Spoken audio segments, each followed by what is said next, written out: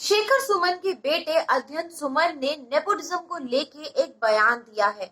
साथ ही उन्होंने बताई अपनी आप बीती कि किस तरीके से उनके हाथों से भी फिल्में निकल जाती थी। नमस्कार, मैं हूं रिदम ठाकुर और आप देख रहे हैं बॉलीवुड हेडलाइंस।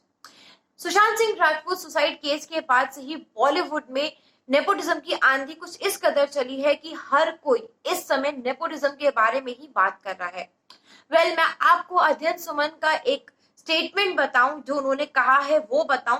उससे पहले एक बात क्लियर कर देती हूँ। 90s के जमाने में जब शेखर सुमन फिल्मों पर आते थे तो उनकी भी काफी तारीफ हुआ करती थी। वो भी एक स्टार रहे हैं। अब ऐसे में अध्ययन सुमन एक स्टार के बेटे हुए, क्योंकि हम बात करते हैं अगर नेपोटिज्म की तो उसमें स्टार किड्स का नाम जरूर आता है।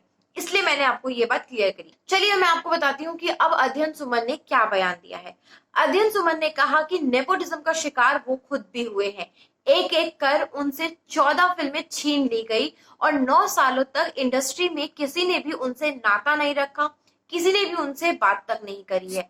ऐसे में उन्होंने कहा कि नेपोटिज्म तो हर जगह है। मुझे ये समझ में नहीं आता कि नेपोटिज्म के बारे में फिल्म इंडस्ट्री में ही क्यों बातचीत हो रही है। एक स्टार पर भी उतना ही प्रेशर होता है, एक स्टार किड पर भी उतना ही प्रेशर होता है। उनका भी अपना ही एक स्ट्रगल होता है, क्योंकि अपनी एक्टिंग के दम पे एक फिल्म को चलाना आसान नहीं होता।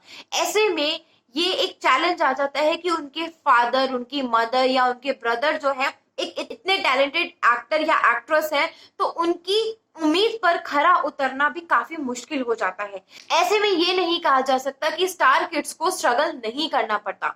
स्ट्रगल हर किसी को करना पड़ता है, फिर चाहे वो किड स्टार हो या फिर आउटसाइडर हो। ऐसे में नेपोटिज्म का मुद्दा उठाना कहीं ना कहीं अलग सा लगता है। मैं आपको बता दूं कि सुशांत सिंह राजपूत केस में शेखर सुमन ने भी मुद्दे उठाए हुए हैं। वो पटना तक पहुंचे थे उनके फादर से मिलने के लिए, यहाँ तक कि सोशल मीडिया पे उन्होंने जस्टिस फॉर सुशांत सिंह राजपूत एक फोरम भी चलाई हुई है और जो काफी सोशल मीडिया पे ट्रेंड भी करती है। ऐसे में अध्ययन सुमन का ये बयान क्या उनकी मुहिम पर भारी नहीं पड़ सकता? और हाल ही में अध्ययन सुमन ने ये बात भी एक्सेप्ट की थी कि वो डिप्रेशन में चले गए थे जस्ट बिकॉज इंडस्ट्री उन्हें काम नहीं दे रही थी। तो या तो दो चीजें हो सकती है, या तो नेपोटिज्म है या तो नेपोटिज्म नहीं है। दोनों में से अगर एक ही बात डिसाइड होगी तो वो ज्यादा अच्छा रहेगा।